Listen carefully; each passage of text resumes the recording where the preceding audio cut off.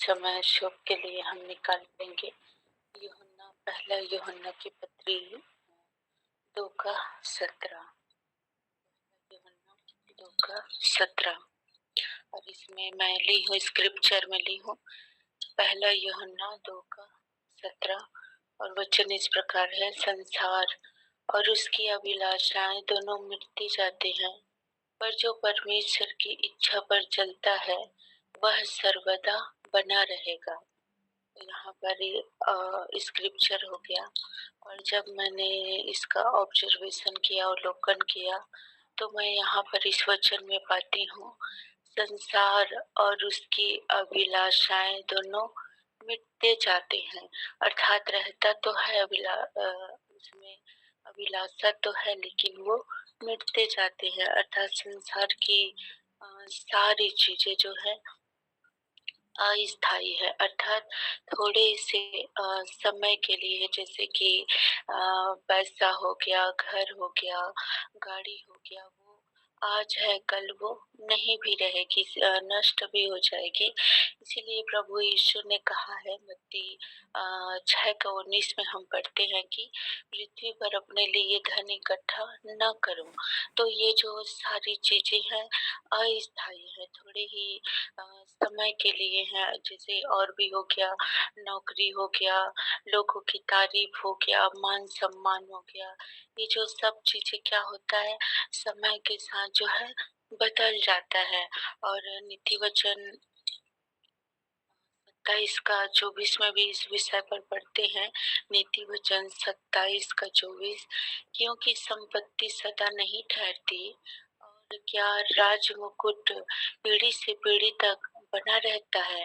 तो यहाँ पर भी हम देखते हैं कि जो बाहरी दिखावा है, पद प्रतिष्ठा है, रुपया पैसा है, वो रूप हो गया, जवानी हो गया, हर एक चीज जो है एक निश्चित समय तक रहती है, उम्र के साथ जो है समाप्त हो जाती है।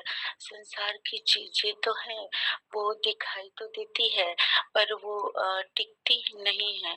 लेकिन वहीं दूसरी ओर जब हम पढ़ते हैं तो दो बातें यहाँ पर लिखा हुआ है।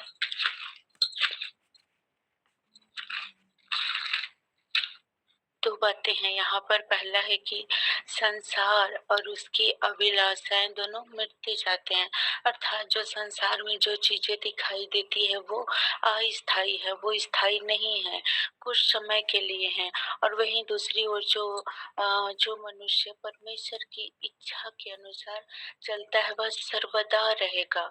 अर्थात जो है अनंत जीवन में वो भागी होता है, उसका जो जीवन होता है वो व्यर्थ नहीं होता है। और इसके लिए मैं वचन सहायक वचन के रूप में और भी ली हूँ, मत्ती 7:21 की जो पिता की इच्छा पर चलता है वही परमेश्वर के राज्य में पाया जाता है। अर्थात जो परमेश्वर की मर्जी के अनुसार, इच्छा के अनुसार जो व्यक्ति चलता है वो परमेश्वर के राज्य में पाया जाता है। अर्थात अनंत काल तक वो बना रहता है, या सर्वदा तक वो बना रहता है। और जब मैंने इस वचन के जांचती हूँ, अपने जीवन को इस वचन के आधार पर रखती हूँ, तो मैं इस वचन के आधार पर मैं अपने जीवन को जांचती हूँ, क्या मेरा जो समय है, सोच है, कार्य है, संसार की चीजों में है या परमेश्वर की इच्छा में है। इसीलिए मुझे ध्यान रखना होगा, क्या मेरे जो निर्णय है वो परमेश्वर की इच्छा के अनुसार है या परमेश्वर की इच्छा के अनुसार नहीं है, संसार की ओर है मेरा आकर्षण। तो मुझे इस वचन के आधार पर मैं अपने आप को जांच कर निर्णय लूंगी, और जो निर्णय परमेश्वर की इच्छा के अनुसार होगा उन्हीं को मैं महत्व दूंगी। तो मैंने एप्लीकेशन में इस भाग को रखा है कि मैं अपने आप को इस वचन के आधार पर जांचती हूँ, और मेरा हर एक निर्णय परमेश्वर पिता के इच्छा के अनुसार होने पाए। और पीछे प्रेयर में प्रार्थना करते हैं, हे पिता, मैं आपके वचन को जब पढ़ती हूँ तो मैं स्वीकार करती हूँ कि कई बार मेरा मन जो है इस संसार की अस्थायी चीजों की ओर चला जाता है। पिता मुझे समझ दे, बुद्धि दे पिता, कि मैं आपकी इच्छा के अनुसार, जैसा आप इच्छा रखते हैं उसी इच्छा के अनुसार मैं चल सकूं। पिता आप अनुग्रह करें कि मैं अस्थायी चीज़ों पर नहीं, पर अनंत बातों पर, आपके वचनों पर मैं अपने मन को लगाने पाऊं, आपको खोजूं और उस मार्ग में मैं चल सकूं। दया करे, अनुग्रह करे यीशु के नाम में, आमीन। तो ये मेरा सोप रहा, पहला यूहन्ना 2:17 के अनुसार। आगे का समय मैं सुनीता सिस्टर को देती हूँ। आपका स्वागत। Thank you sister. प्रभु आपको आशीष दे। सभी को जय मसीह की, यीशु सहाय। Good morning. परमेश्वर पिता का बहुत धन्यवाद हो कि हम फिर से प्रभु की उपस्थिति में हैं। आज की सुबह प्रभु ने हमें जगाया, हमारे मनों को ऐसा तैयार किया कि हम उसके वचन के साथ संगति करें। और सच में ये अद्भुत बात है। और एक नया दिन दिया प्रभु ने, एक नया अवसर, एक नया समय हमें दिया है, जिस समय को हम प्रभु के राज्य की बढ़ोतरी के लिए, उसके मजबूती के लिए और अपने जीवन के सुधार के लिए हम खर्च कर सकें। पवित्र आत्मा की सहायता हमें से हर एक को दिया गया है। तो प्रभु को सारा आदर और महिमा मिले। और बहन ममता को बहुत धन्यवाद, उसने हमारे बीच में बताया कि सच में संसार की जो अभिलाषाएं हैं वे मिटते जाते हैं, लेकिन जो परमेश्वर के वचन पर चलता है वो सर्वदा बना रहेगा। तो आइए हम लोग आज आगे बढ़ेंगे और मरकुस की पुस्तक से भी प्रभु हमें से हर एक से बातचीत करें और हमारे जीवन में काम करें। आइए हम प्रार्थना करें। हे जीवित अनुग्रहकारी परमेश्वर, धन्यवाद देते हैं आज की सुबह। हाँ प्रभु जी, ना तो बल से ना शक्ति से, पर तेरी आत्मा के द्वारा हाँ प्रभु जी हम अपने आत्मिक जीवन को जी सके। हाँ प्रभु जी, हम जैसे हैं वैसे ही अपने आप को आपके हाथों में सौंपते हैं और हम विश्वास करते हैं कि आप हमारे जीवन में कार्य करते हैं। हाँ प्रभु जी, और जहाँ पर हमारे लिए सुधार की आवश्यकता है आप हमें सुधारते हैं। हाँ प्रभु जी, धन्यवाद हो। प्रभु जी, इस घड़ी आप अपने वचन के द्वारा हमें से हर एक से बातचीत करें। हाँ प्रभु जी, पवित्र आत्मा हमारा सहायक हो, हमारी बुद्धि खोल दे प्रभु जी जो बंद पड़ी हुई है। हाँ प्रभु जी, यीशु के नाम से स्वर्गीय बुद्धि हमें मिलने पाए, अनुग्रह कर प्रभु जी। सारा आदर महिमा हम आपको देते हैं। अपने पापों को मानते हुए इस प्रार्थना को हम आपके पुत्र, हमारे उद्धारकर्ता प्रभु यीशु मसीह के नाम से मांगते हैं, आमीन आमीन। आइए हम लोग आज मरकुस 2 का 13 से लेकर के 17 पद तक पढ़ेंगे। मरकुस 2 13 से लेकर के 17 पद तक कोई पढ़ने में सहायता करेंगे?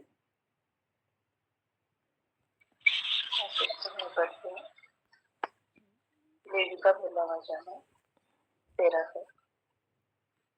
वो फिर निकल कर झील के किनारे गए और सारी भीड़ उसके पास आई और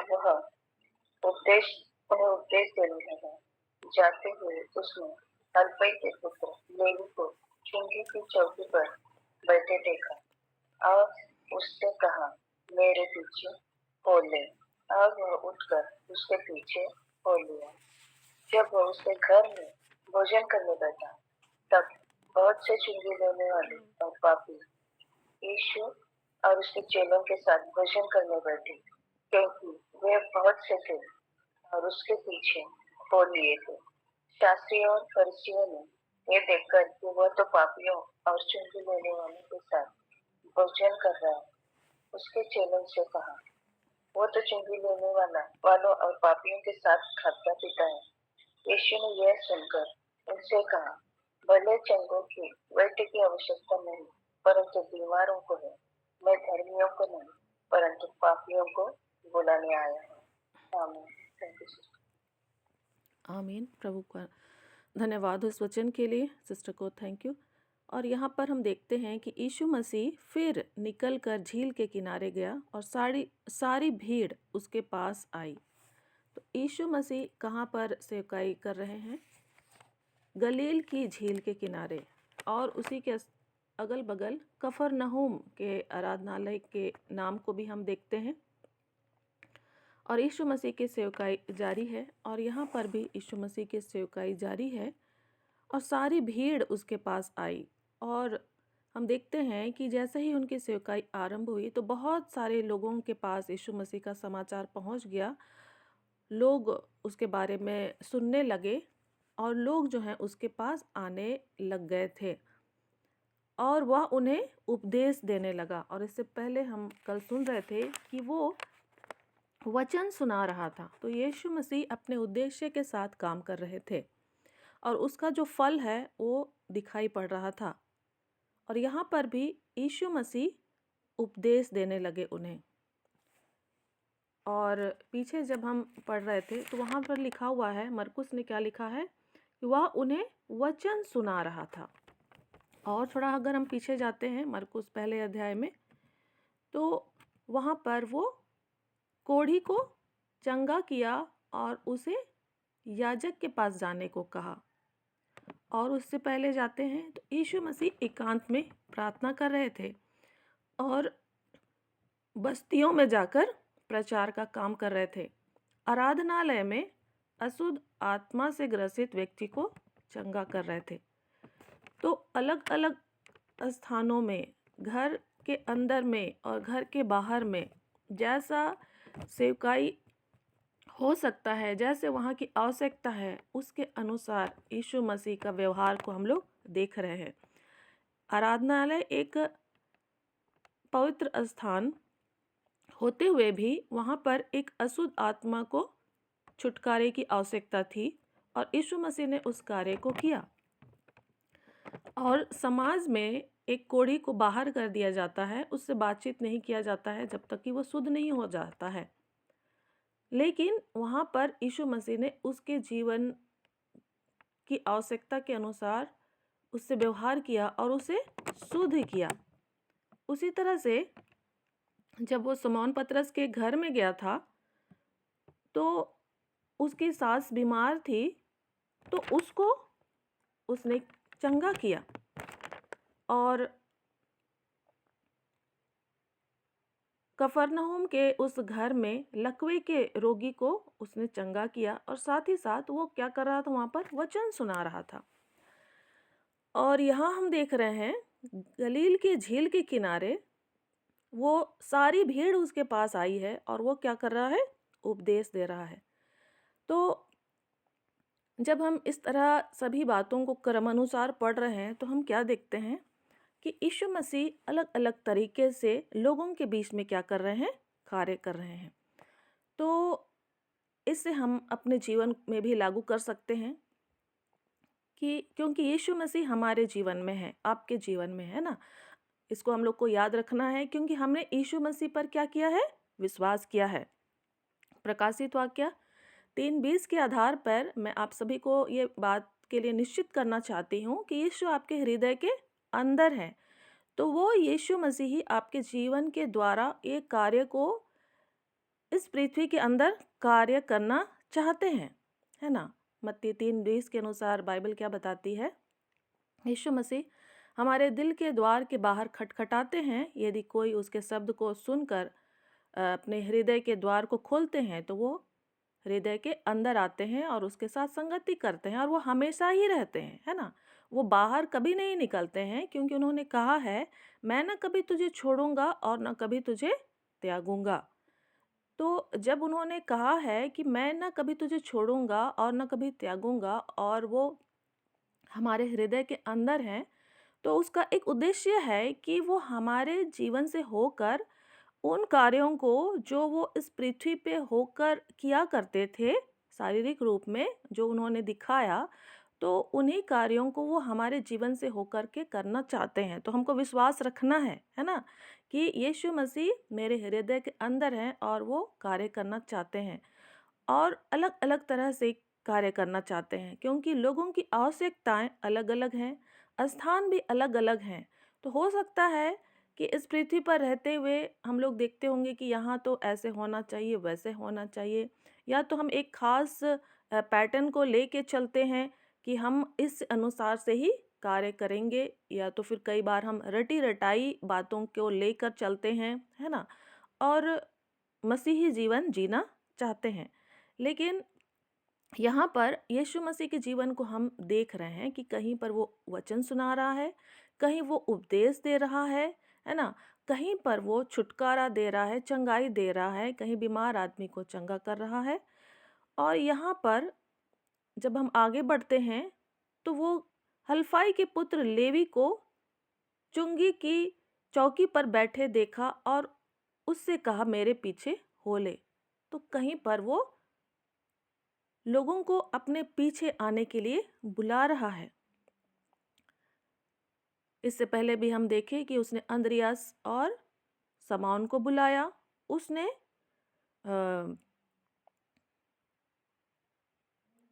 यूहन्ना और याकूब को बुलाया, जब्दी के जो पुत्र थे। और यहाँ पर अब वो किसको बुला रहा है? हल्फाई के पुत्र लेवी को। और जब हम इस हल्फाई के पुत्र लेवी के बारे में सोचते हैं तो मत्ती और लूका की पुस्तकों में जब हम पढ़ते हैं तो मत्ती नाम के साथ हम उसे पाते हैं, लेकिन मरकुस जो है उसे लेवी करके बुलाता है। तो कोई बात नहीं, हो सकता है कि वो मत्ती हो सकता है वो मत्ती ना हो, लेकिन मत्ती जो है वो भी चुंगी लेने वाला था और ये जो लेवी है ये भी चुंगी लेने वाला था। और उस चुंगी लेने वाले को यीशु मसीह ने कहा, मेरे पीछे हो ले। और उसी तरह से शमौन और अंद्रियास और याकूब और यूहन्ना को भी यीशु मसीह ने कहा कि मेरे पीछे हो ले। तो यीशु मसीह जो है शिष्य बनाने का काम भी कर रहे हैं, लोगों को उपदेश भी सुना रहे हैं और वचन सुना रहे हैं, चंगाई कर रहे हैं, छुटकारा कर रहे हैं। और फिर एकांत में जाकर वो प्रार्थना भी कर रहे हैं। भोर का समय वो एकांत में बिता रहे हैं और इतना गहराई से बिता रहे हैं कि उसके जो साथ रहने वाले लोग हैं वो लोग क्या कर रहे थे? उसको ढूंढ रहे थे, है ना। वो उनसे एकदम ही अलग होकर एकांत में समय बिता रहा था। तो यीशु मसीह के जीवन को हम देखने का कोशिश कर रहे हैं, है ना। और वो यीशु मसीह आज आपके और मेरे अंदर है ना। और वो यीशु मसीह को हम आज के समय में जानते हैं कि वो क्रूस पर बलिदान हो चुका है ना। और मृतकों में से वो तीसरे दिन जी उठा है और वो अब जी उठा यीशु मसीह हमारे जीवन के अंदर में होकर क्या करना चाहता है? काम करना चाहता है। तो हमको बाइबल से ही सीखना है कि वो कैसे काम करता है ना। और हमें उसको सहयोग देना है। यीशु मसीह को क्या करना है? सहयोग देना है। तो यीशु मसीह शिष्य बनाने का काम को भी कर रहे हैं और उसके लिए वो ये नहीं देख रहे हैं कि उनके अंदर बहुत अच्छा गुण होगा, बहुत अच्छा। जैसे हम लोग आजकल अगर हम किसी नौकरी के लिए अगर हम फॉर्म भरते हैं तो वहाँ पर हमारी परीक्षा ली जाती है कि इस काम में उसको बहुत ही बेहतर अपना प्रदर्शन करना पड़ेगा, है ना। चाहे वो सोचने समझने का हो या करने का हो, तो बहुत अच्छा जो कर सकता है फिर उसको ही जॉब लगता है। लेकिन यीशु मसीह के बारे में मरकुस क्या बता रहा है कि जब वो शमौन और अंद्रियास को बुलाने वाला था तो उससे पहले उनको झील में जाल डालते देखा। तो जाल डालने का क्वालिटी को उसने देखा और उनको बुला लिया। और जो याकूब और यूहन्ना है वो जालों को सुधार रहे थे। तो जाल को सुधारने का जो क्वालिटी था उनके अंदर, जो क्षमता थी, उसको यीशु मसीह ने देखा था। और यहाँ पर हम हल्फाई के पुत्र लेवी को देख रहे हैं। तो वो क्या काम करने वाला है?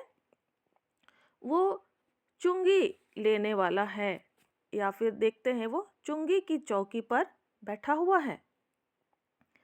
तो ये अच्छा काम नहीं हुआ करता था, है ना।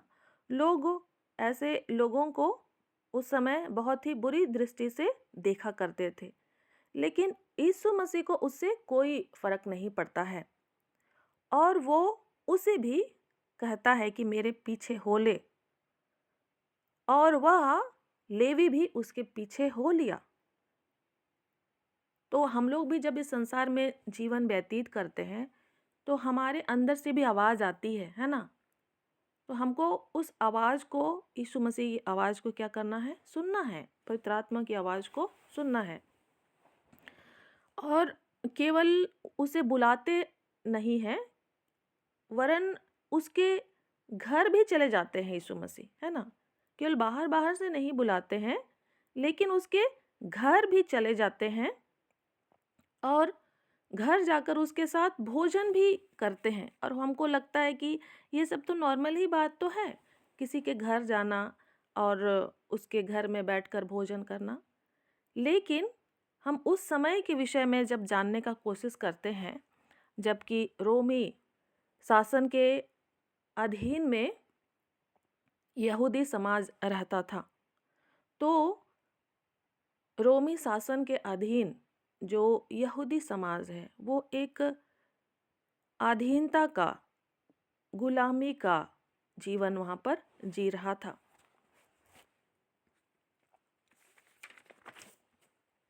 और बहुत सारे कर, टैक्स जो हैं रोमी शासन ने यहूदियों के ऊपर लगा रखे थे। इतना अधिक कर लगा हुआ था कि जो यहूदी समाज है वो परेशान हो जाया करते थे। सारी बातों में ऐसा नहीं कि एक ही कर देना होता था, जो कुछ भी वो लोग काम करते थे तो उस काम करने के बदले में उनको रोमी शासन को क्या करना पड़ता था? कर देना पड़ता था। जमीन अगर उनके पास है तो जमीन के लिए टैक्स देना होता था। अगर उनके पास वो लोग फल उगा लिए अपने ज़मीन पर तो उस फल का भी टैक्स देना होता था। अगर उन्होंने सड़क में यात्रा कर लिया तो उस यात्रा के लिए भी उन्हें टैक्स देना होता था। हर एक चीज़ जो उनके दैनिक जीवन से रिलेटेड था, वो कमाने, खाने, जीने, चलने फिरने, तो उससे रिलेटेड वो टैक्स दिया करते थे। हम लोग आज सोचते होंगे कि हम भी तो टैक्स देते हैं, तो हमारे देश के विकास के लिए होता है ना? निश्चय ही वो अच्छी बात है, लेकिन उस समय के बारे में हम थोड़ा समझने का कोशिश करेंगे कि वो रोमी शासन के अधीन में जीवन बिताया करते थे यहूदी लोग। तो बहुत ज़्यादा भी टैक्स लगा देने से प्रजा क्या हो जाती है? परेशान हो जाती है ना? और प्रजा की उससे उन्नति नहीं होती है। और ऐसा ही समय वहाँ पर भी था। और जब टैक्स देने की बात हो रही है तो कोई ना कोई ज़रूर ही टैक्स लेने वाले लोग थे। तो बहुत सारे ऐसे लोग थे जिसमें से यहाँ पर हम लेवी को देख रहे हैं कि वो क्या करने वाला था? टैक्स लेने वाला था। और भी लोग थे, है ना? बहुत सारे लोग थे। चुंगी की चौकी पर, वहाँ पर एक एक क्या हो सकता है और भी हो, चुंगी की चौकी पर बैठे देखा। एक चौकी था जहाँ पर वो चुंगी लेने का काम ही किया जाता था। तो बहुत ज़्यादा टैक्स लिया जाता था। तो यहूदी परेशान रहते थे। और केवल टैक्स ही ऐसे नॉर्मल ही उसको नहीं देखा जाता था, लेकिन जो रोमी शासन है, जो कि जीवित परमेश्वर पर विश्वास नहीं करते थे, तो उनका जो ये शासन करने का जो काम था, तो उसके द्वारा वो ये प्रकट करना चाहते थे, या तो फिर यहूदियों के अंदर वो भावना प्रकट होती थी कि उनके अधीन में होकर के ही वे जीवन जी रहे हैं, ना कि परमेश्वर के अधीन में होके जी रहे हैं। उनको हम कह सकते हैं कि रोमियों के द्वारा इस बात को याद दिलाया जाता था, या तो फिर वो खुद भी इस बात को इस तरह से रियलाइज़ करते थे कि वे केवल परमेश्वर के अधीन कोई प्रभुत्व वाले राज्य में नहीं हैं, है ना?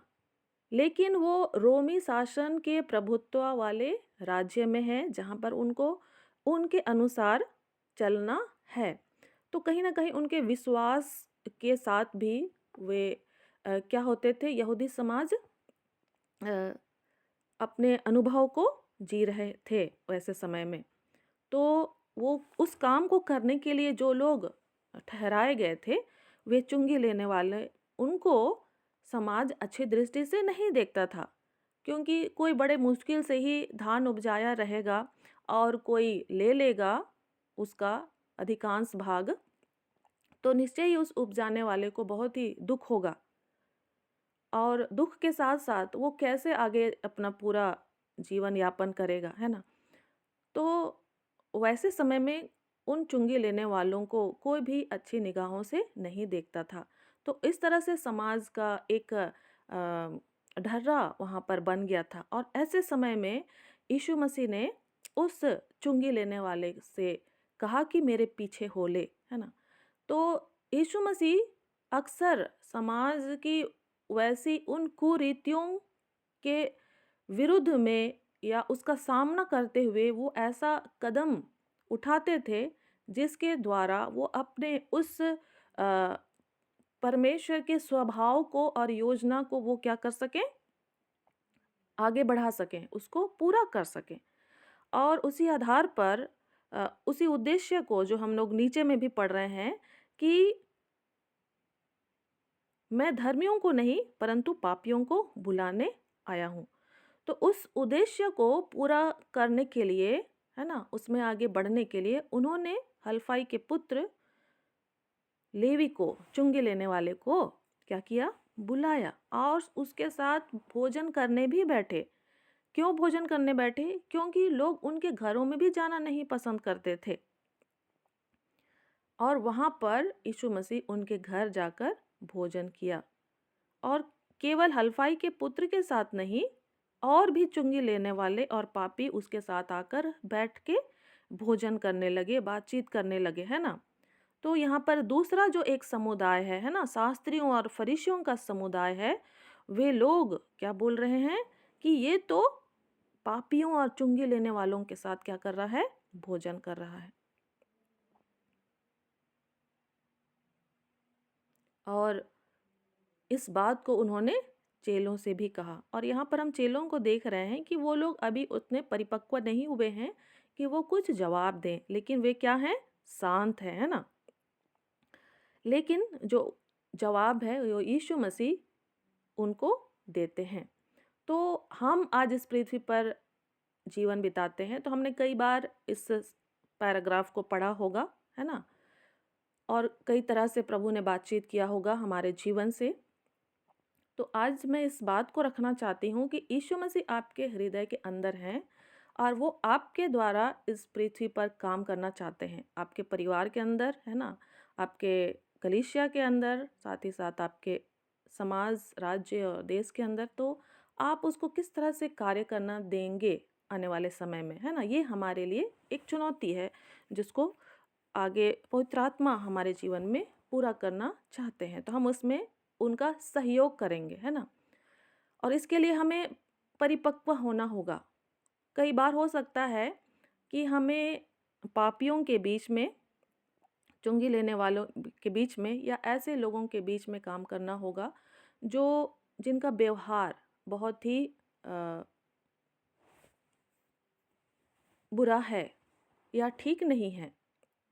तो हमको उसके लिए परिपक्वता लानी होगी अपने ऊपर।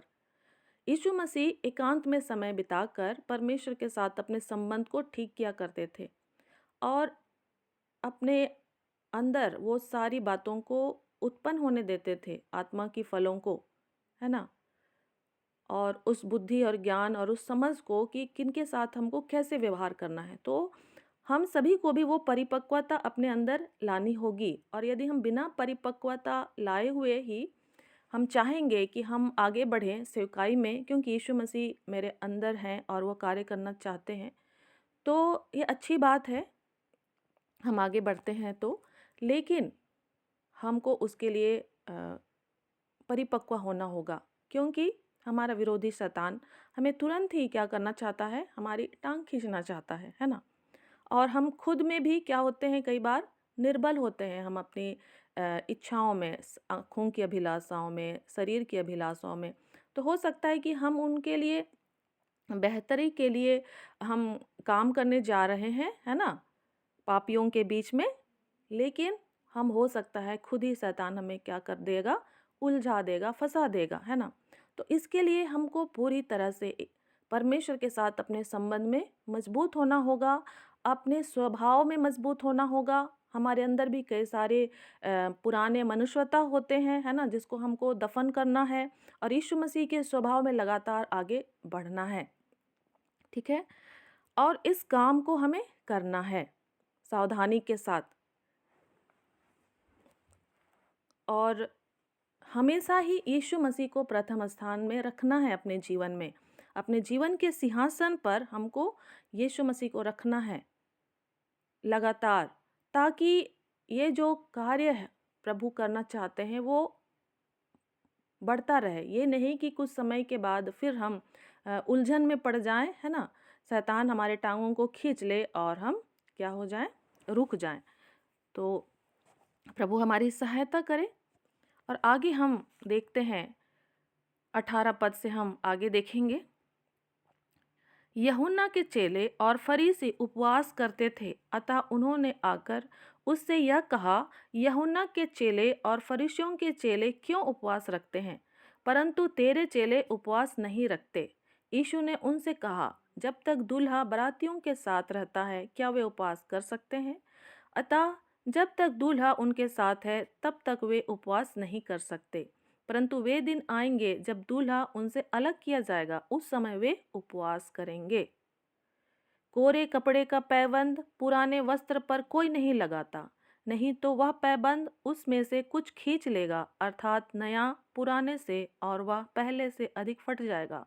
नए दाखरस को पुरानी मस्कों में कोई नहीं रखता, नहीं तो दाखरस मस्कों को फाड़ देगा और दाखरस और मस्कें दोनों नष्ट हो जाएंगी, परंतु नया दाखरस नई मस्कों में भरा जाता है। तो यहाँ पर हम उपवास के बारे में भी सुन रहे हैं। तो उपवास को भी हमको अपने जीवन में शामिल करना होगा जब हम सेवकाई में आगे बढ़ना चाहते हैं, तो यीशु मसीह के साथ आगे बढ़ना चाहते हैं तो, क्योंकि यीशु मसीह ने भी स्वयं उपवास को महत्व दिया है अपने जीवन में भी। और यहाँ पर भी वो कहता है कि जब दूल्हा बारातियों के साथ नहीं रहेगा तो वो क्या करेंगे, उपवास करेंगे। जो बाराती हैं, जो लोग हैं, वो उपवास करेंगे। तो हम लोगों को भी अपने जीवन में कम से कम महीने में एक बार, सप्ताह में एक बार, साल में कम से कम एक बार उपवास को अपने जीवन में शामिल करना चाहिए। मैं आप सभी को प्रोत्साहित करना चाहती हूँ, यदि आपने अब तक उपवास नहीं लिया है तो आप उपवास लेने के बारे में प्रार्थना करें। प्रभु मेरी सहायता कीजिए कि मैं उपवास को अपने जीवन में शामिल कर सकूं। और धीरे धीरे उपवास के समय को आप बढ़ा सकते हैं। हो सकता है आप आधा दिन करें, फिर आप पूरा दिन करें, फिर पूरा एक दिन करें या 2 दिन करें, जैसा भी है प्रभु की सहायता के साथ। और यहाँ पर हम यूहन्ना के चेले और फरीसियों को भी देखते हैं कि उन्होंने भी क्या किया था, उपवास को अपने जीवन में शामिल किया था। तो यूहन्ना की जो सेवकाई है वो भी चल रही थी, और जो फरीसी हैं उनका तो था ही, पहले से ही समाज में अपने विधि विधान के साथ वो जीवन बिता रहे थे। तो यीशु मसीह भी उपवास के लिए प्रोत्साहित करते हैं, और वो कहते हैं एक स्थान में जहाँ हम लोग पढ़ते हैं कि यह जाति बिना उपवास प्रार्थना के नहीं जाती है। तो एक मसीही को अपने जीवन में उपवास प्रार्थना को शामिल करना ज़रूरी है ना। हमें नया होने की आवश्यकता है, जिसके लिए यीशु मसीह ने कहा कि कोरे कपड़े का पैबंद पुराने वस्त्र पर कोई नहीं लगाता, नहीं तो वह पैबंद उसमें से कुछ खींच लेगा। तो जब हम उपवास करते हैं तो हम अपने आप को नया करने का विचार करते हैं, है ना, उसमें हम दृढ़ होते हैं, उसमें हम केंद्रित होते हैं। हम प्रार्थना करते हैं तो वो प्रार्थना का समय भी वही होता है कि हम अपने मन को क्या करते हैं, नया करते हैं। और इस तरह से नया विचार को या उस नए अभिषेक के साथ आगे बढ़ने के लिए हम निर्णय लेते हैं, तभी हम आगे सफल होते जाते हैं या सफल होंगे।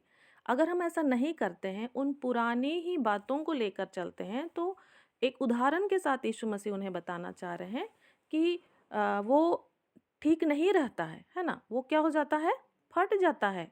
पुराना कपड़ा को नया में लगाया जाएगा तो वो फट जाएगा, ज़्यादा दिन नहीं चलेगा।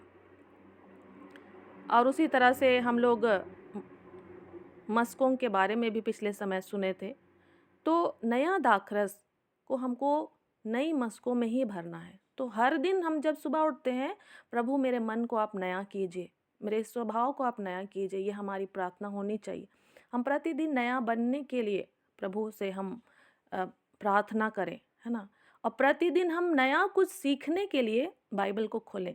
प्रतिदिन जब हम बाइबल खोलते हैं तो हमारी प्रार्थना होनी चाहिए कि प्रभु आप मुझसे बातचीत करें।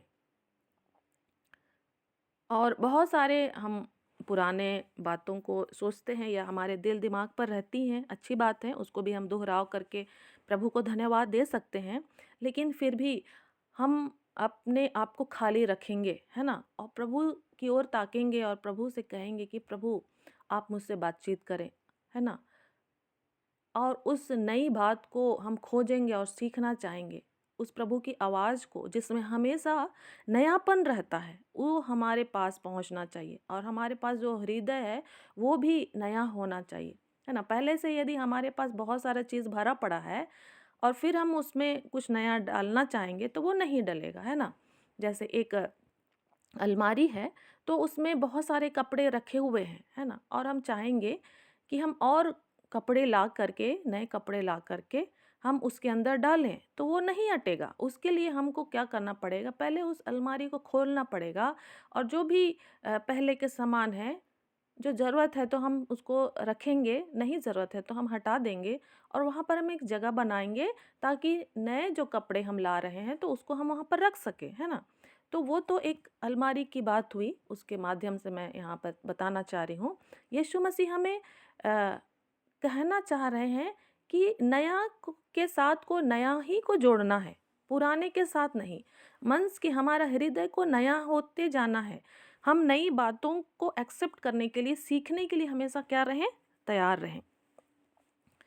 तभी जाके उसका जो हमको फल क्या हो सकता है, मिल सकता है, नहीं तो फिर हम घाटे में रहेंगे। और यहाँ पर हम यीशु मसीह को विषय क्या देख रहे हैं कि वो किस तरह से जवाब दे रहा है, उसको भी हम देखने का कोशिश करें। पहले से ही एक सेवकाई है, वो चल रही है इस पृथ्वी पर, है ना। यूहन्ना की सेवकाई और उसके चेलों की सेवकाई भी चल रही है। और उनको कैसे जवाब देना है वो यीशु मसीह यहाँ पर उदाहरण के साथ उनको बता रहे हैं, सिखा रहे हैं, है ना, उदाहरण के साथ। पिछले हम मरकुस 2 में क्या देखे थे, वह उन्हें वचन सुना रहा था, ठीक है। और आज तो ये भी हमारे लिए वचन ही है। 18 पद से आगे जो हम देख रहे हैं, जब तक दूल्हा बारातियों के साथ रहता है, तो ये भी हम लोग यीशु मसीह के द्वारा कहा गया वचन है ना। तो हमारे लिए तो आज ये वचन ही हो गया। लेकिन उस समय आप लोग विचार करें, जब यीशु मसीह इस पृथ्वी पर थे तो उस समय ये मरकुस की पुस्तक नहीं लिखी गई थी, है ना। तो यीशु मसीह कैसे काम कर रहे थे, कैसे वो वचन सुना रहे थे और कैसे वो उपदेश दे रहे थे। तो उस समय उनके पास क्या थी, यशायाह भविष्यद्वक्ता की पुस्तक थी। तो उसमें से वो उन्हें सुनाया करते थे और बताया करते थे, या और जो अन्य पुराने नियम की जो पुस्तक हैं उसमें से, तो वो उन्हें क्या कर रहे थे, वचन सुना रहे थे। और फिर जब हम देखते हैं यहाँ उपदेश दे रहे थे, लेकिन यहाँ पर वो उनसे कैसे बातचीत कर रहे हैं, उदाहरण देकर उनसे बातचीत कर रहे हैं और उनको जवाब दे रहे हैं, ठीक है। दूल्हा और बारातियों का उदाहरण के साथ, और कोरे कपड़े के साथ, पुरानी मस्कों के, वहाँ पर जो जिस भाषा से या जिस उदाहरण के साथ वो समझ सकते हैं, उस उदाहरण के साथ वो उन्हें क्या कर रहे थे, समझा रहे थे। फिर हम आगे देखेंगे 23 पद से आगे। ऐसा हुआ कि वह शब्द के दिन खेतों में से होकर जा रहा था और उसके चेले चलते हुए बालें तोड़ने लगे। तब फरीसियों ने उससे कहा, देख, ये शब्द के दिन वह काम क्यों करते हैं जो उचित नहीं है।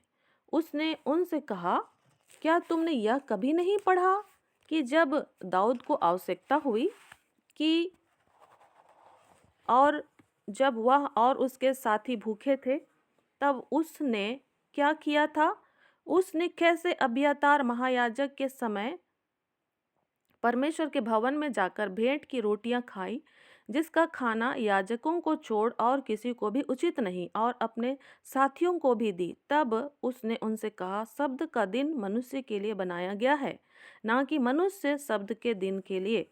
इसलिए मनुष्य का पुत्र शब्द के दिन का भी स्वामी है। अब वे लोग कौन से दिन में पहुंच गए हैं? शब्द के दिन में पहुंच गए थे, और वो अपने चेलों के साथ खेतों में से होते हुए जा रहे थे, और खेतों में लगे हुए जो अनाज के बाले हैं उसको वे लोग तोड़ रहे थे। ऐसे में फरीसियों ने उनसे कहा कि शब्द के दिन में यह काम अच्छा नहीं है, क्योंकि शब्द के दिन के विषय में जब हम बातचीत करते हैं तो बहुत ही कठोर नियम हुआ करते थे, और उस दिन वे लोग आग भी नहीं जलाया करते थे। हम लोग उसके बारे में डिटेल से कभी पढ़ सकते हैं, है ना। संक्षेप में हम यही जानेंगे कि उनको कोई दूसरा काम नहीं करना है, और वो अच्छे के लिए ही था। ऐसा नहीं कि अच्छा नहीं था, वो उनके अच्छे के लिए ही था। उसको जब हम लंबा स्टडी करेंगे तभी पता चलेगा। लेकिन उस समय तक जब यीशु मसीह इस पृथ्वी पर थे, तो वे लोग सच में बहुत ही कठोरता के साथ उसका पालन करते थे, शब्द के दिन का, कि वो जो बाले हैं वो भी नहीं तोड़ना है ना। ये काम नहीं करना है, वो काम नहीं करना है, ऐसा नहीं करना है, वैसा नहीं करना है। और वे लोग यीशु मसीह से सवाल करने लगे, और यीशु मसीह जो है अपने चेलों के साथ निर्भीकता के साथ जीवन बिता रहे थे। वे लोग भी उसी जगह, उसी समाज में जी रहे थे जहाँ पर रोमी शासन का शासन था, है ना। रोमी सरकार का शासन था, और यहूदियों को कर देना पड़ता था, टैक्स देना पड़ता था, है ना। उसी समाज के अंदर यीशु मसीह या उसके चेले जीवन जीते थे। लेकिन वो कैसे जीते थे? निर्भीकता के साथ जीवन जीते थे, हियाव के साथ जीवन जीते थे, है ना। उस तरह से डर डर कर नहीं जीते थे, वे बेधड़क होकर जीवन जीते थे। और यहाँ पर हम देख रहे हैं फरीसियों ने उस पर सवाल किया। अब देखते हैं हम यीशु मसीह ने कैसे उनको जवाब दिया, है ना। अब यीशु मसीह ने उनको उदाहरण के साथ जवाब नहीं दिया, यहाँ पर उनको वचन के साथ जवाब दिया। कैसे दिया? वचन के साथ। पुराने नियम की जो पुस्तक है उसमें से उनको जवाब दे रहा है, और क्या कह रहा है? क्या तुमने कभी नहीं पढ़ा? तो अब यहाँ पर किताबी जवाब हो रहा है ना। लेकिन ऊपर जब हम देखते हैं तो यीशु मसीह कैसे जवाब दे रहे हैं? उदाहरण के साथ उनको जवाब दे रहे हैं। तो हम लोग शुरू में ही सुन रहे थे कि यीशु मसीह ने अलग अलग तरीके से लोगों के साथ क्या किया? व्यवहार किया। और फरीसी लोग बहुत ज़्यादा वे पढ़े लिखे होते थे, है ना। उनको बहुत ज़्यादा बुद्धि था या ज्ञान था, जानकारी थी उन बातों की, व्यवस्थाओं की, है ना। इसीलिए वो उसी तरह से बातचीत करते थे। तो यीशु मसीह ने भी उनसे उसी तरह से बातचीत को रखा, वचनों की ही बात उनके सामने रखा कि क्या तुमने कभी नहीं पढ़ा कि जब दाऊद को आवश्यकता हुई और जब वह और उसके साथी भूखे थे तब उसने क्या किया था? उसने कैसे अब्यातार महायाजक के समय परमेश्वर के भवन में जाकर भेंट की रोटियां खाई, जिसका खाना याजकों को छोड़ और किसी को उचित नहीं था, और अपने साथियों को भी दी। तो पहले के टाइम के जो वचन के साथ उनको बताया, स्पष्ट किया, साथ ही साथ जो प्रेजेंट का टाइम है उसका भी उसने उनको उत्तर दिया कि शब्द का दिन मनुष्य के लिए बनाया गया है, ना कि मनुष्य शब्द के दिन के लिए। इसलिए मनुष्य का पुत्र शब्द के दिन का भी स्वामी है। तो यीशु मसीह का जो व्यवहार था उसको हमको स्टडी करना है, और उसको अपने जीवन में लागू करने के लिए पवित्र आत्मा की सहायता लेना है ना। और ये एक दिन का काम नहीं है, ये पूरे जीवन भर हमारे सामने में ऐसी परिस्थितियां आएंगी, और हमको यीशु मसीह को काम करने का अवसर देना है अपने जीवन से। ठीक है। तो हमारे पास भी वचनों की शिक्षा समझ होनी चाहिए, ताकि यदि कोई गलत बोल रहा है तो पहले तो हम खुद ही समझेंगे, परखेंगे, है ना, कि वो सही है या गलत है। दूसरी बात, उस जो बताने वाला है उसको भी हम क्या कर सकेंगे? बताने सिखाने में हम उसका सहयोग कर सकेंगे।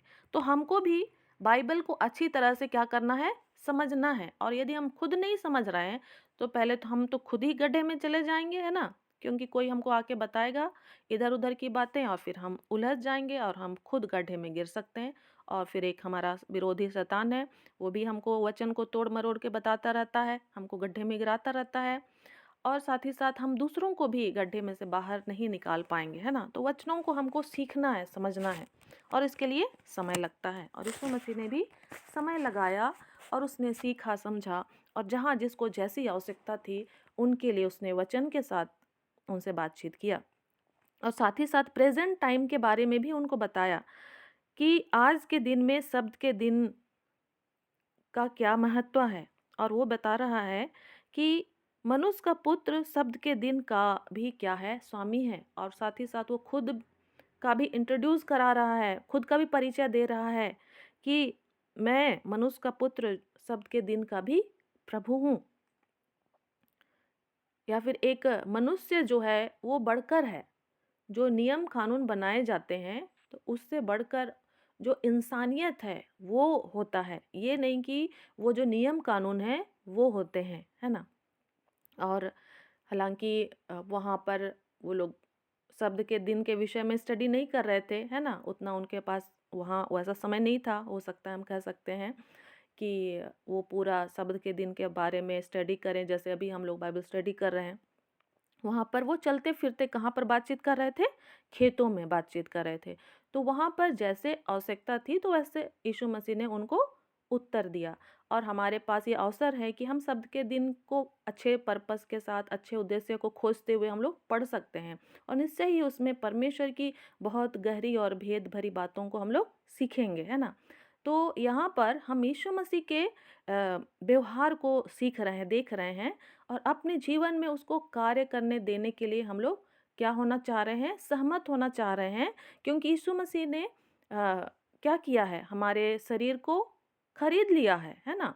हमें लहू देकर आज के टाइम के लिए हमको इस बात को समझना है कि हम अपने नहीं हैं, हम दाम देकर खरीदे हुए लोग हैं।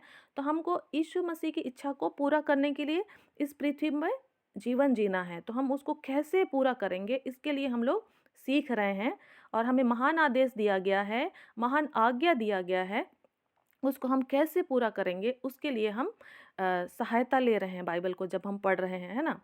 तो यहाँ पर मैं कहना चाहूँगी, हम अलग अलग तरह से सुन रहे होंगे, है ना। मरकुस की पुस्तक का जब हम अध्ययन कर रहे हैं तो हम अलग अलग तरह से सुन रहे होंगे। कोई कोई हो सकता है पहली पहली बार सुन रहे होंगे। तो जो वक्ता है वो अलग अलग प्रकाशन के साथ हमारे बीच में मरकुस की पुस्तक को रखेंगे, है ना। सबको हमको समझने का कोशिश करना है, ठीक है।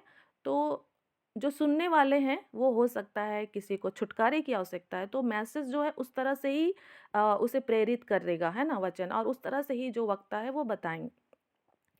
किसी को अशुद्ध आत्मा से छुटकारे की आवश्यकता होगी तो उसके लिए वहाँ पर उस तरह से ही आत्मा अगुवाई करता है, ठीक है।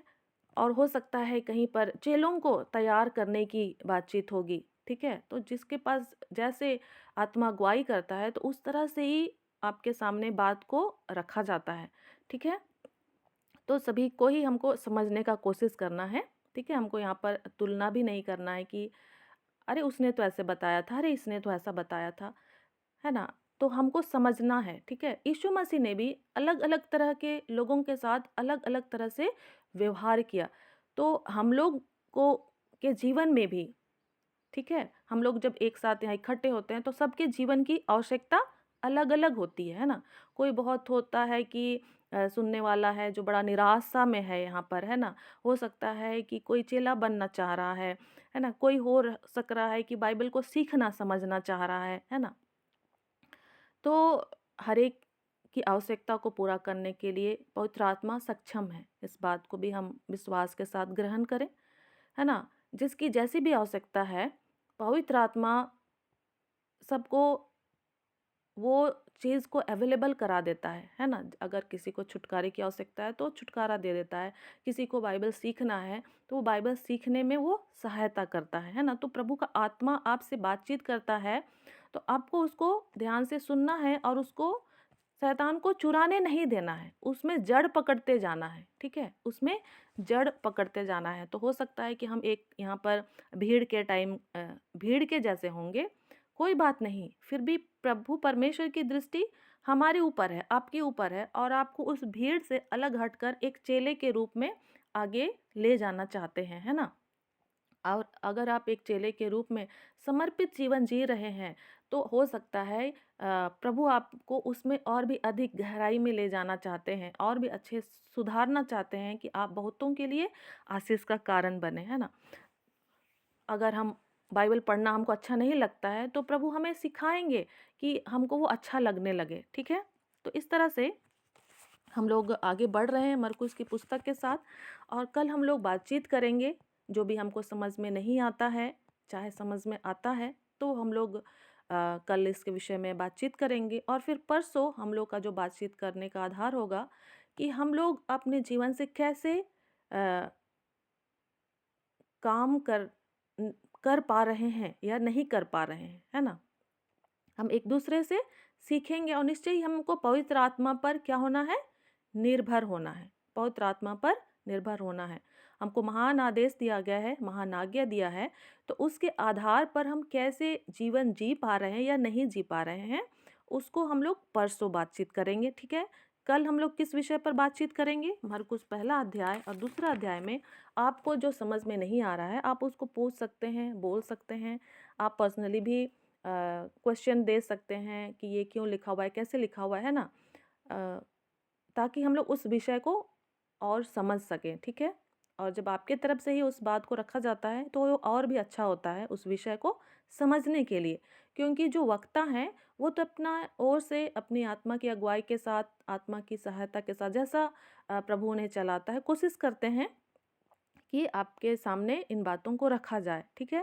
लेकिन आप अपनी ओर से भी उन बातों को रखें जो आपको समझ में नहीं आ रही हैं, चाहे आ रही हैं, दोनों ही चीज़ को आपको रखना है।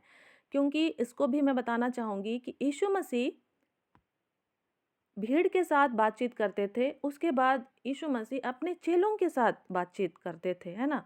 उनसे बातचीत करते थे कि उनको क्या समझ में आ रहा है और क्या नहीं समझ में आ रहा है, और चेले भी अपनी ओर से उन बातों को रखते थे, चाहे वो सही हो चाहे गलत हो। तो आज भी यीशु मसीह की आत्मा हमारे बीच में क्या करती है? काम करती है, और उसी तरह से वो हमारे बीच में काम करता है।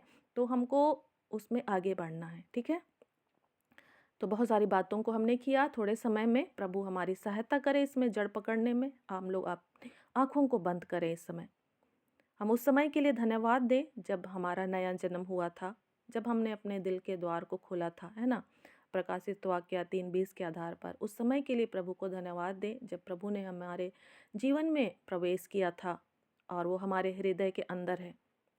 और यदि कोई ऐसा भाई बहन है जिनको लगता है कि मैंने तो कभी यीशु मसीह को अपने जीवन में नहीं बुलाया है, तो वो इस समय यीशु मसीह को अपने जीवन में बुला सकता है और कह सकता है कि प्रभु यीशु, मुझे आपकी आवश्यकता है।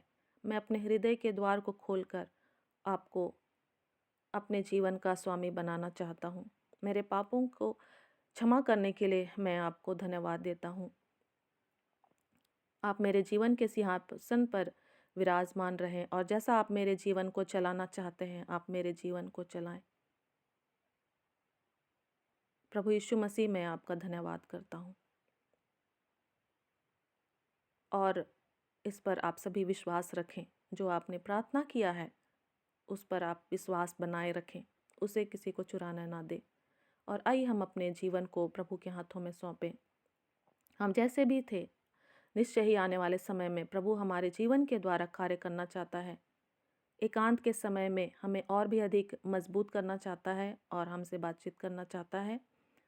पापियों के बीच में हमें ले जाना चाहता है और अपने प्रेम को प्रकट करना चाहता है। फरीसियों के, शास्त्रियों के बीच में हमको ले जाना चाहता है। तो हम वचनों के साथ मजबूत हो जाएं और उनके सामने हम समझदारी के साथ और बुद्धिमानी के साथ उन बातों को रख सकें जो प्रभु के वचन कहता है। हम उदाहरण के साथ लोगों के साथ बातचीत कर सकें ताकि उनको समझने में आसानी हो। हम जो रोगी दुखी भाई बहन हैं, उनके लिए हम प्रार्थना कर सकें और वे चंगे हो सकें। निश्चय ही हम इस पृथ्वी पर विशेष उद्देश्य के साथ रखे गए हैं। आइए हम प्रार्थना करें। हे जीवित अनुग्रहकारी परमेश्वर, हम आपको धन्यवाद देते हैं इस समय के लिए। हाँ प्रभु जी, आप महान परमेश्वर हैं। आप अपनी आत्मा के द्वारा, अपने वचन के द्वारा हमसे बोलते और बातचीत करते हैं। हम आपको धन्यवाद देते हैं। हाँ प्रभु जी, आपने सच में हमें खरीद कर अपना बना लिया है। हाँ प्रभु जी, आपने यीशु के लहू से हमें खरीदा है। हम धन्यवाद देते हैं। पवित्र आत्मा की सहायता को आपने हमें दिया है। हम धन्यवाद देते हैं। आपने हमें पवित्र आत्मा का मंदिर बनाया है। प्रभु जी, हम धन्यवाद देते हैं। प्रभु जी, प्रभु जी, हमारे मन की आँखों को खोलें कि हम आपकी उन अद्भुत बातों को देख सकें, आपकी इच्छा को देख सकें, जो आप हमारे द्वारा करना चाहते हैं। हाँ प्रभु जी, हम आज तक अपने जीवन को अपने इच्छानुसार हमने चलाया। प्रभु जी, बहुत सारी बातों में हमने अपने समय को बर्बाद किया है। हम अपनी तमाम गलतियों को, पापों को मानते हैं इस घड़ी। प्रभु जी, हमें क्षमा कर। जैसा हमें बाइबल पढ़ना चाहिए था प्रभु जी, हमने नहीं पढ़ा। जैसा हमें एकांत में समय बिताना चाहिए था, हमने नहीं बिताया। प्रभु जी, जैसा हमें लोगों के बीच में जाना चाहिए था, वैसा हम नहीं गए। हाँ प्रभु जी, हमने आपके राज्य की बढ़ोतरी के लिए, उसके मजबूती के लिए प्रभु जी हमने ध्यान नहीं दिया। हमने सोचा कि ये तो दूसरों का काम है। प्रभु जी, हम इन सारी बातों के लिए क्षमा चाहते हैं। प्रभु जी, हमारी सहायता कर। जबकि हम मरकुस की पुस्तक को पढ़ रहे हैं, तो हम एक अच्छे चेले के रूप में तैयार हो सके। अनुग्रह कर प्रभु जी, पवित्र आत्मा की सहायता हमें दिया जाए। और जबकि आपने हमें गर्भ में रचने से पहले ही हमारे ऊपर आपने चित्त लगाया है, तो होने दे कि हम भी आप पर चित्त लगा सकें। हाँ प्रभु जी, आपने हमें अभिषेक किया है। हाँ प्रभु जी, हम आपको धन्यवाद देते हैं। हम आपके उस अभिषेक में होकर चलने पाए। प्रभु जी, अनुग्रह कर प्रभु जी। आपके स्वर्गदूतों की सेवा को हम एक एक भाई बहनों के लिए मांगते हैं। हाँ प्रभु जी, क्योंकि निश्चय ही हमारी लड़ाई मांस और लहू से नहीं है, लेकिन अंधकार की उन आत्मिक सेनाओं से है जो आकाश में है। हाँ प्रभु जी, हम इसके लिए आपको बहुत धन्यवाद देते हैं और हम विश्वास करते हैं कि युद्ध तो आपका है और निश्चय ही आप उसमें हमें जयवंत करते जाते हैं। हाँ प्रभु जी, धन्यवाद हो। सारा आदर महिमा हम आपको देते हैं और इस प्रार्थना को हम आपके पुत्र, हमारे उद्धारकर्ता प्रभु यीशु मसीह के नाम से मांगते हैं। आमीन, आमीन। Praise the Lord, hallelujah. Hallelujah. धन्यवाद सिस्टर जी, और परमेश्वर पिता का धन्यवाद कि हम मरकुस की पुस्तक से आज सीखने पाए। और आगे किसी का प्रार्थना विचार अनुग्रहकारी पिता परमेश्वर, आपके नाम की पिता जय जयकार करते हैं स्वामी। एक बार फिर से स्वामी आपके चरणों तले आते हैं पिता परमेश्वर। एक बार फिर से पिता, हम सब पिता आपके हाथों में समर्पित होते हैं पिता परमेश्वर। और इस समय पिता यीशु मसीह के नाम में पिता प्रार्थना करती हूँ पिता परमेश्वर, उर्मिला सिस्टर के लिए पिता, जो अब बुखार है पिता, समस्या में है पिता परमेश्वर, जो रात में सो नहीं पा रही थी। स्वामी आप दया करे, अनुग्रह करे पिता। सिर के बालों से लेकर पैर के नाखून तक पिता परमेश्वर, हम पिता परमेश्वर आपके लहू में पिता ढांप देते हैं पिता। और सिस्टर पिता आपके लहू में सुरक्षित पाई जाती है पिता परमेश्वर। इनके परिवार को पिता परमेश्वर, इनके घर घरानों को पिता परमेश्वर, इनकी समस्याओं को पिता, हर एक बातों को महान परमेश्वर मैं आपके सम्मुख में रखती हूँ। पवित्र आत्मा इनके जीवन में कार्य करे। और जो बुखार है पिता, यीशु मसीह के नाम से पिता हम इनके शरीर से दूर करते हैं पिता। और आपने कहा है पिता परमेश्वर की वैद्य भले चंगों के लिए नहीं परंतु बीमारों के लिए है। और आप डॉक्टरों के डॉक्टर, वैद्यों के वैद्य है प्रभु यीशु मसीह। और पिता परमेश्वर होने दे पिता परमेश्वर, भली चंगी स्वस्थ रहकर पिता आपकी महिमा करने पाए पिता, स्तुति करने पाए पिता, आपकी आराधना करने पाए स्वामी। यावेश के लिए प्रार्थना करती हूँ जो एक शाम दिलाने के लिए गए हैं स्वामी। होने दे पिता परमेश्वर, जाने में आने में पिता आप सुरक्षा को प्रदान करे पिता। आपकी सुरक्षा के बारे में दे देती हूँ प्यारे प्रभु जी। और पिता परमेश्वर आपके स्वर्गदूतों की सुरक्षा को मांग लेती हूँ पिता पिता सुरक्षित घर पहुँचने में सहायता करे, और जो एग्ज़ाम दिलाने के लिए गए हैं पिता परमेश्वर, होने दे पिता परमेश्वर। प्यारे प्रभु जी, आप ही सहायता करें पिता, आप ही मदद करें पिता परमेश्वर। और जिस विषय का आज एग्ज़ाम है पिता, उस विषय पर पिता फ़ोकस करने में पिता, उनके मन को तेज करने में पिता, और जो उसने पहले पढ़ाई किए हैं पिता परमेश्वर, उन बातों को स्मरण करने में, लिखने में, हर एक बातों में स्वामी आप ही सहायता करें पिता परमेश्वर। और अव्वल नंबर से पिता परमेश्वर पास होकर पिता अपने पिता परमेश्वर स्कूल के साथ साथ पिता परमेश्वर प्यारे प्रभु जी अपने माँ बाप के नाम को ऊंचा करने के लिए आप ही सहायता करें, आप ही मदद करें। उषा तोप्पो के लिए प्रार्थना करती हूँ प्यारे प्रभु जी, जो पिता उनके पैर में दर्द है, पीड़ा है, समस्या है पिता परमेश्वर, अपने सामर्थ्य हाथों को बढ़ाए पिता परमेश्वर, अपने उस चंगाई वाले हाथ को पिता, जो हाथ आपने पिता परमेश्वर पतरस के सांस को छुआ पिता, उसके बुखार को छुआ और उनके शरीर से दूर हो गया, वही सामर्थ्य हाथों को बढ़ाए पिता परमेश्वर, और छूकर पिता परमेश्वर पूर्ण बहन के पैर को पिता परमेश्वर, उस दर्द से, उस पीड़ा से पिता, उस समस्या से प्यारे प्रभु जी पूर्ण छुटकारा को आप दया करे पिता, अनुग्रह करे स्वामी। और आशा सिस्टर के लिए प्रार्थना करते हैं पिता, आत्मिक जीवन में पिता बढ़ने के लिए पिता परमेश्वर, वचन में पिता, आपके ज्ञान में पिता, आपके विश्वास में पिता, आपके भय भक्ति में पिता परमेश्वर बढ़ने के लिए आप ही सहायता करे पिता, मदद करे पिता परमेश्वर। और प्यारे प्रभु जी, हम सब भी पिता परमेश्वर, हम सबों की सहायता करें पिता। आज मेरे बेटे का जो तीसरा सेमेस्टर का एग्जाम है पिता, उन्हें भी मैं आपके हाथों में दे देती हूँ प्यारे प्रभु जी। आप ही सहायता करें पिता, आप ही मदद करें पिता, आने जाने में पिता, लिखने में पिता परमेश्वर, हर एक बातों को पिता आपके हाथों में दे देती हूँ प्यारे प्रभु जी। हम सबों के घर परिवार को पिता, हम सबों के बच्चों को पिता, जितने भी लोग इस समय पाए जाते हैं पिता परमेश्वर, अपने समय को देकर आपकी महिमा किए हैं स्वामी, उन प्रत्येक के घर परिवार में पवित्र आत्मा आप कार्य करे पिता। ऐसे मैं प्रार्थना करती हूँ स्वामी, आप दया करे, अनुग्रह करे पिता।